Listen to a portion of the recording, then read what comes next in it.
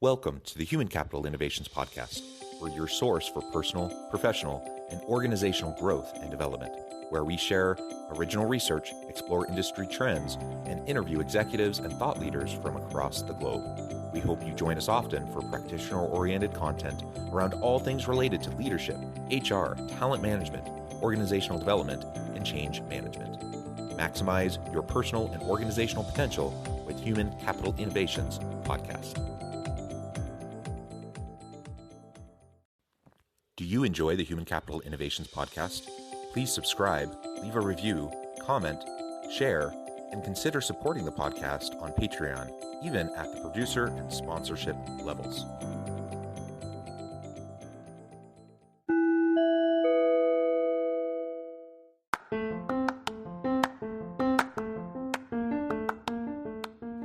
Welcome to the Human Capital Innovations Podcast. In this HCI Podcast episode, I talk with Jennifer Shaheen about enhancing the customer experience and the digital user experience.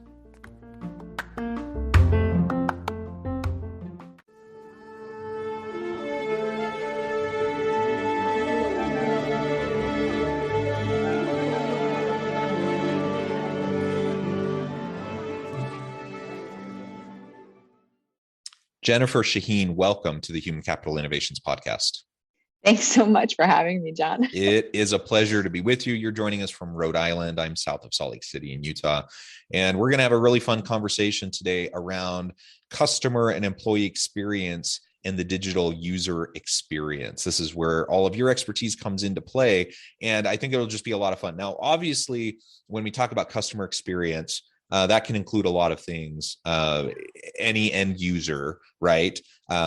We can view as the customer of our product or service. And for the sake of this conversation, we're going to be talking about customers in terms of customer traditionally, but also internal customers to the organization in terms of the people, the employee experience, as well as the customer and consumer experience. And of course, on both ends, the digital user experience is so essential.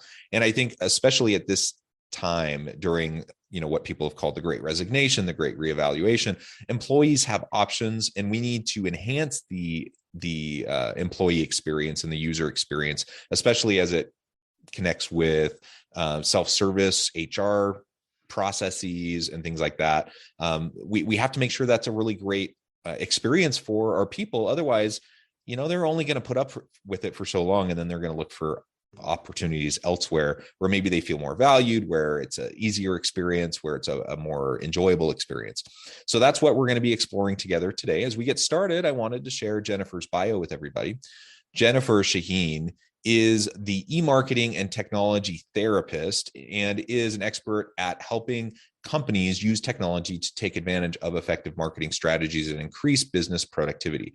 Her businesses, the Technology Therapy Group, empowers small businesses to use technology to market their services and their products through software training, e-marketing, and web design.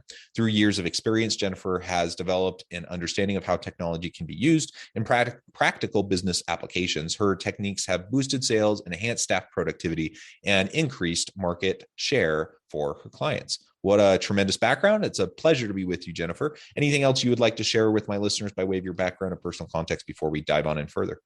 Oh, sure. Thank you so much, John.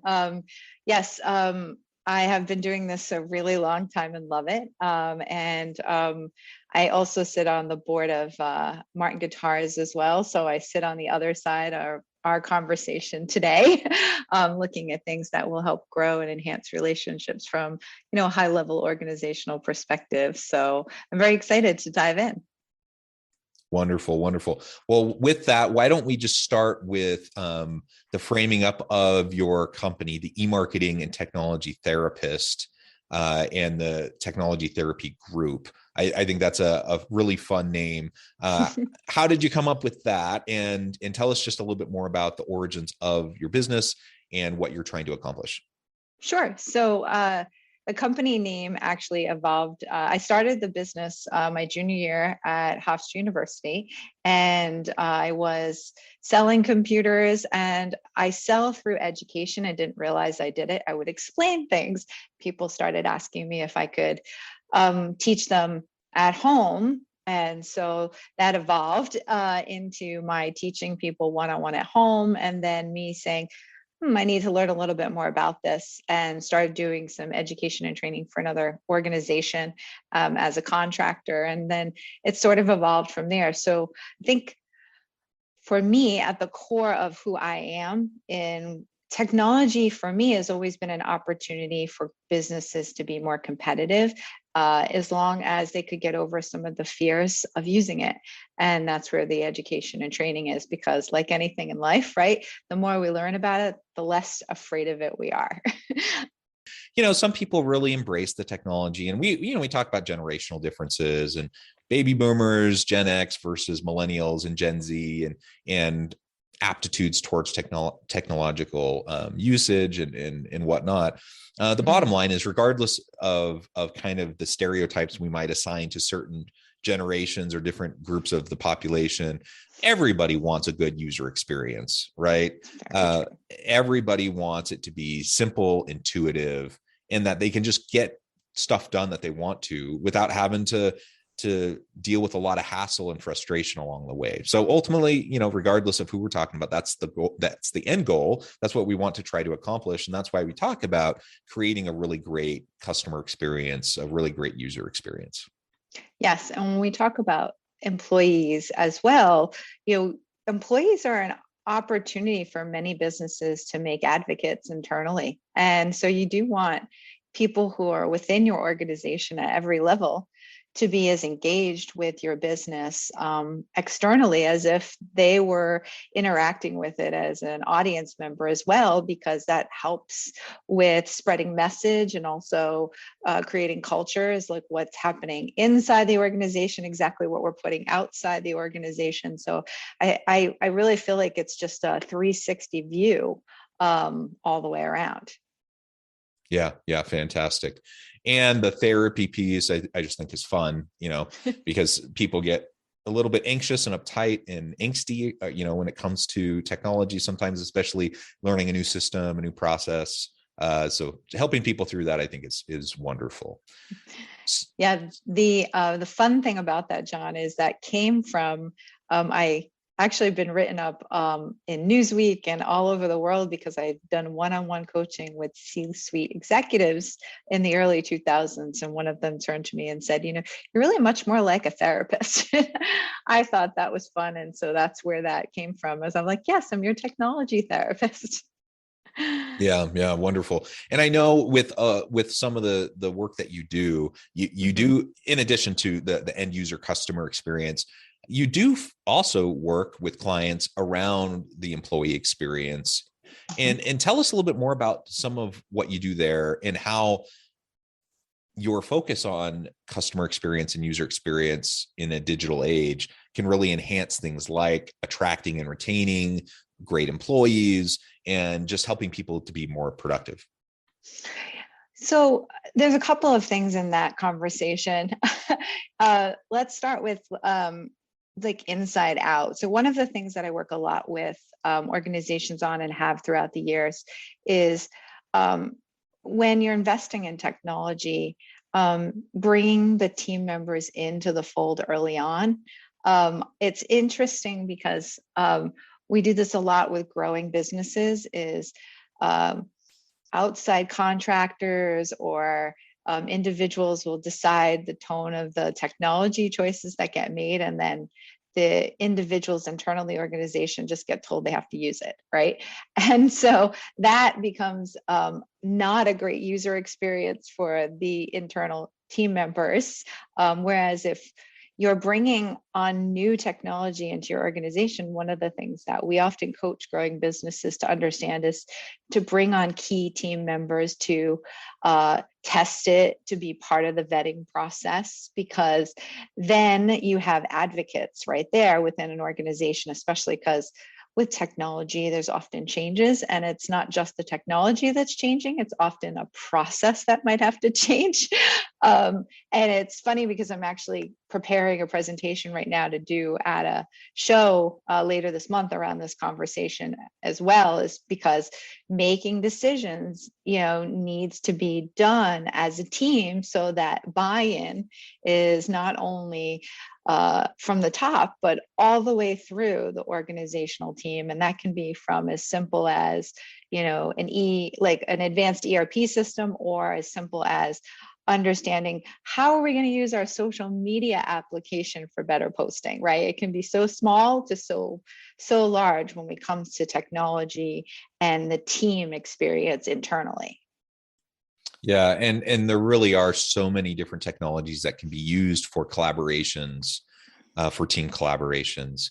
And I don't know if you can speak to that a little bit, what you might do to try to help teams to figure out what options might suit them best.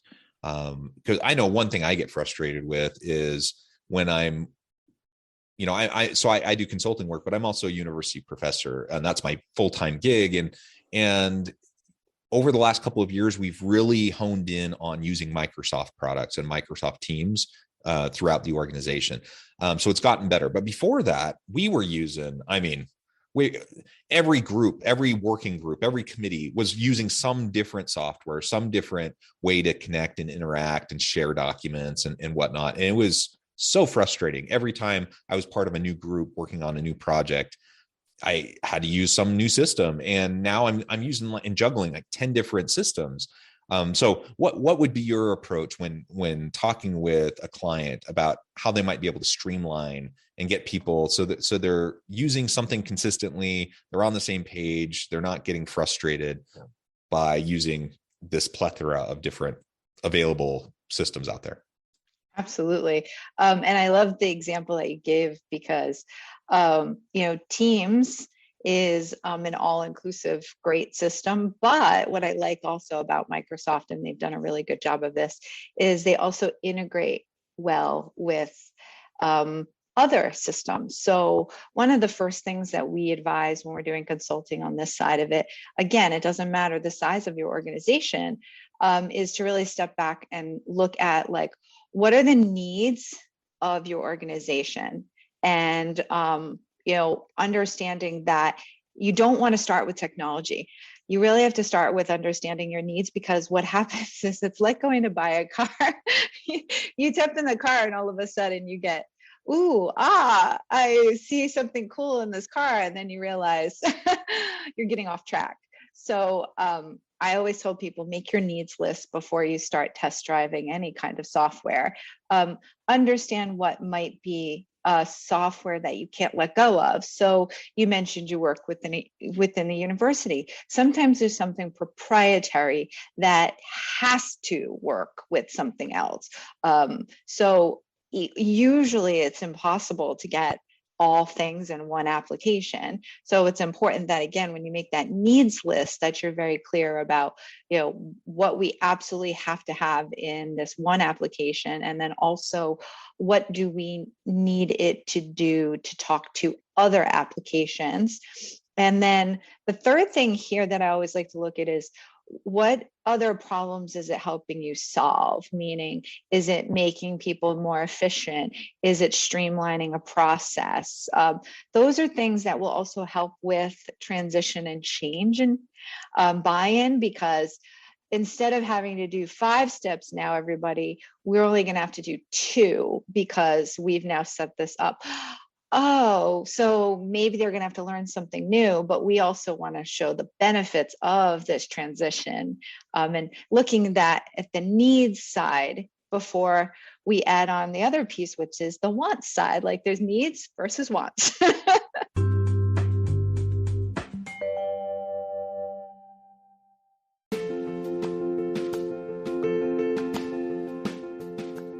Check out my new book, The Future Leader: Creating and Transforming Next-Gen Organizations.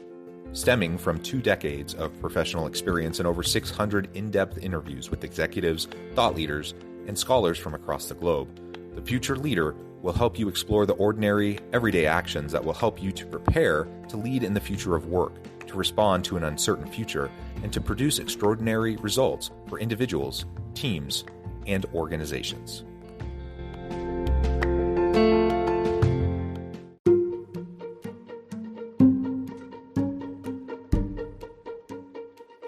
Welcome to the Human Capital Innovations Academy. Courses, micro-credentials, and certificates to upskill and reskill for the future of work. All HCI Academy courses, micro-credentials, and certificates are designed, developed, and delivered by award-winning and internationally renowned scholars, educators, thought leaders, executives, and practitioners. Our courses, micro-credentials, and certificates will help you make your mark on the future of work and make an immediate impact in your organizations. Check out the HCI Academy and our many course offerings and certificates to upskill and reskill for the future of work.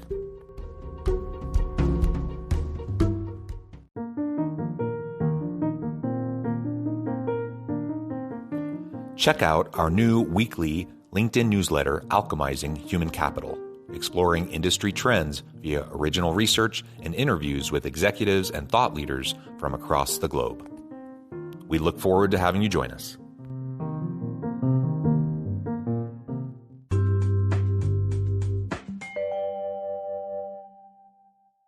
Yeah, so being able to really clarify and articulate what those must-haves are, what you're already using, what is possible. I mean, the other aspect of this is we have contracts, right? And so sometimes you just have to deal with something that's not optimal, and wait to switch to something new until the contract runs out, or you have a particular functionality that only works within one system.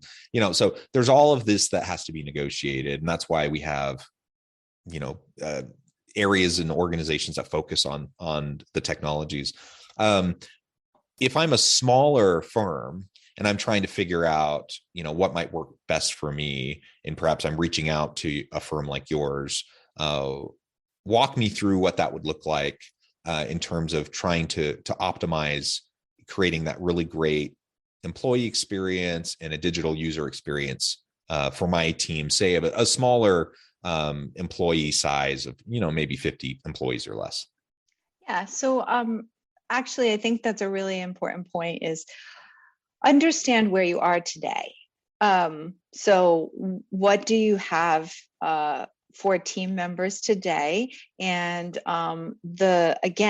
what do we want the technology to do for us today? And then I always tell people to look around 3 years down the road. And the reason I say that is, I don't know if you've ever experienced this, John, but this happens a lot because I've been in technology for so long. People get very emotional about technology. It's like they don't want to move out of the house. But I bring it up because, I deal a lot in retail. And what's really funny is if you outgrow a retail space, you often go down the road or find a different location and build it out. And we are less emotional about that shift than we are with changing technology. But again, you said small. The thing about small is we have to get out of this mentality that this solution that we pick today is going to be with us in 10 years, because it's okay. It's not. I think it's really important that we understand that you should outgrow things. And, but in choosing solutions, if your growth does allow for that, just make sure that you're choosing solutions that makes exiting easier for you in the future. So that's one of the things I do, because I find when we're small, we try and get everything in because we never want to switch technology. And it's a mind shift that I'm like really trying to get small businesses to understand is there's going to be cooler stuff in 5 years. You might want to grow out of it. Right? Most likely you will. It's like you don't keep a cell phone for a decade, right? No, who does that? I don't keep a cell phone past 2 years anymore. Exactly. No, nobody does that. And it's because there's constant upgrades. And we're in a time of continual technological disruption. And so the systems that we were using 5 years ago, if we're still using them without upgrades, chances are it's not going to be serving us well today. And so we have to absolutely keep that in mind as we move forward and be looking for the opportunity to grow into new systems. And I get what people are hesitant and fearful of change, and people like to be comfortable with what they're doing and they don't want to learn new things.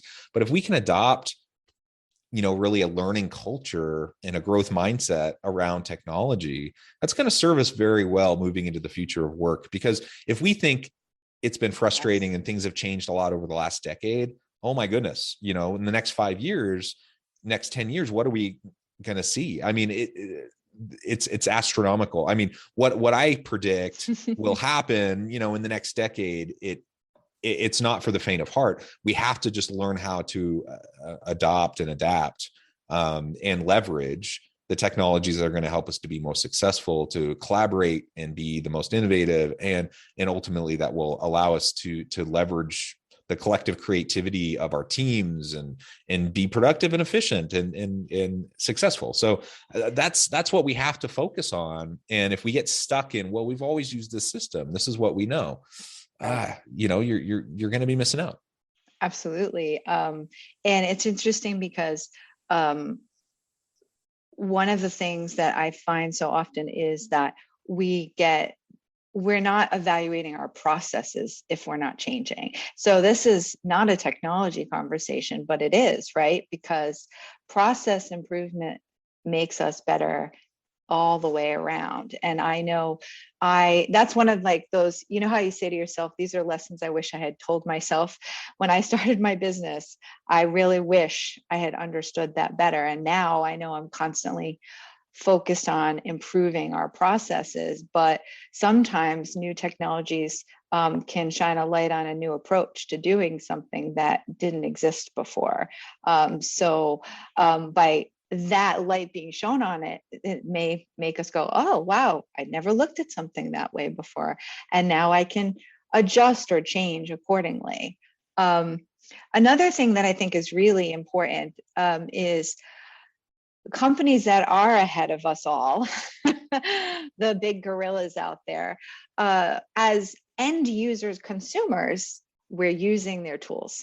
So your team is really being fed a lot more technology, because outside of the working environment, they're getting used to newer tools that almost the world is training them for you. As weird as that may sound, right? Because how many people could say, I didn't expect my dad to use voice to talk messages, or my dad texts. My dad is going to be 78 this year. So, I think about that. Like, this is a guy who, served in Vietnam. If he ever thought of himself in his 20s, he'd never think he would do these things. But the outside world is educating our inside employees for us, no matter what age they are. And now it's raising the bar of expectations as well. Yeah.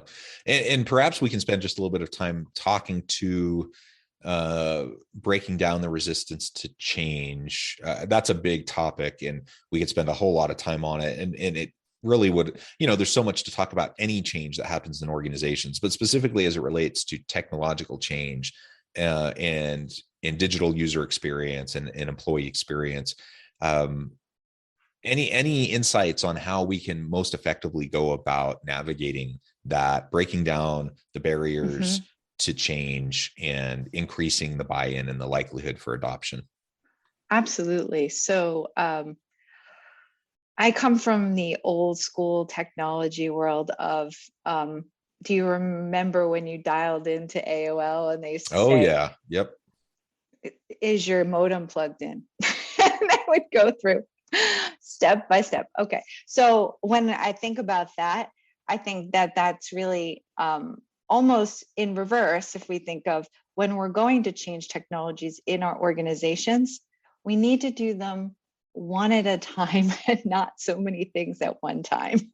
I would say plan out incremental adjustments is very important, rather than, again, your big picture, your leadership, you're looking at multiple things coming down. But again, you're seeing things on a macro level, and the people who often work within your organizations, they're in their micro level. They're handling the tasks in the day-to-day. So throwing too many adjustments and check and changes at once can really be what causes anxiety. So that little example of, is the computer plugged in? It's the same thing. Is let's think about the technology innovations we have to roll out and plan out that we do maybe one a quarter versus, one a month, or some rolling out and adaptness to that. Because again, that's another piece that can be super helpful to buy-in is I need a couple of months to get behind something. And you know this, John, right? When we're bringing on employees and we think about it, we give them time to train and learn their position before we start holding them accountable to certain metrics and deliverables. So we need to do the same thing with technology. Yeah. Well said. Well, Jennifer, this has just been a fun conversation.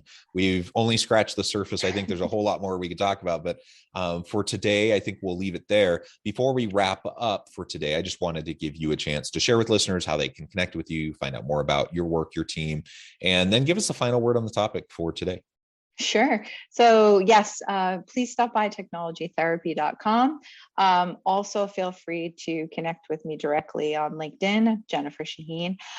Would love to chat with you on anything. And then I think probably I say the final word is what we were just discussing, which is, plan and grow together. And with that, I think you'll be successful from the inside out.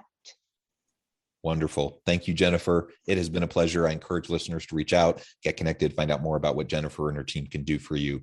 And as always, I hope everyone can stay healthy and safe, that you can find meaning and purpose at work each and every day. And I hope you all have a great week.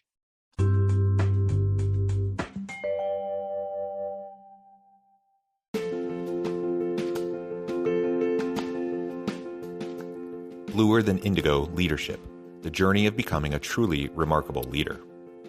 Early in my adult life, I learned about an Asian proverb that translates as bluer than indigo. If you think about the color indigo, it is a brilliant, deep, and vibrant blue, what some would call the bluest of blues. To have something that is bluer than indigo is rare and truly remarkable. Contrary to popular myth, there is no one-size-fits-all or cookie-cutter approach to effective leadership. There is no silver bullet, no secret sauce, no go-to model that will solve all of your problems. The truth is, great leaders have all had their unique strengths and flaws, and have all had to discover and then pave their own distinctive path in their life's journey to fulfill their leadership potential. Bluer Than Indigo Leadership will help you discover your own path and explore those ordinary, everyday actions that will help you respond to an uncertain future and produce extraordinary results for your individuals, teams, and organizations.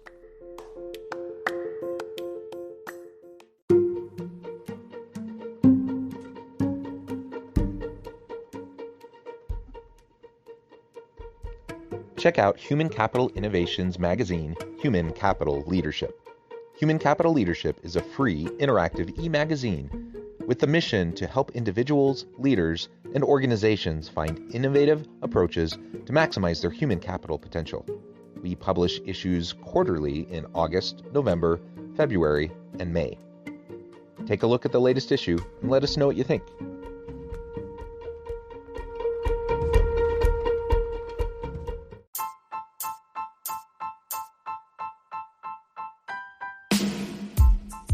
The Alchemy of Truly Remarkable Leadership. Ordinary, everyday actions that produce extraordinary results. Consider how the nature of work has shifted over the past 50 years. With increased globalization, rapid technological advancement, and the shift in economic composition, the average job of today looks very different than the average job of 50 years ago. What will the jobs and organizations of tomorrow look like? Moreover, what does this all mean for organizational leaders?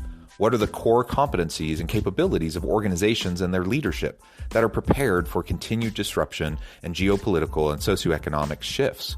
Regardless of what the future holds, increasingly, leaders need to be socially minded, data-driven, decisive, champions of talent, and disruptors of the traditional notions of leadership, teams, organizations, and work.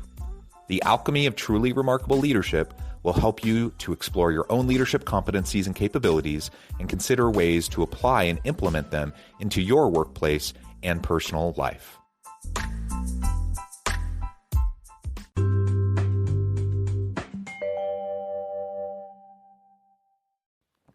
you enjoy the Human Capital Innovations podcast?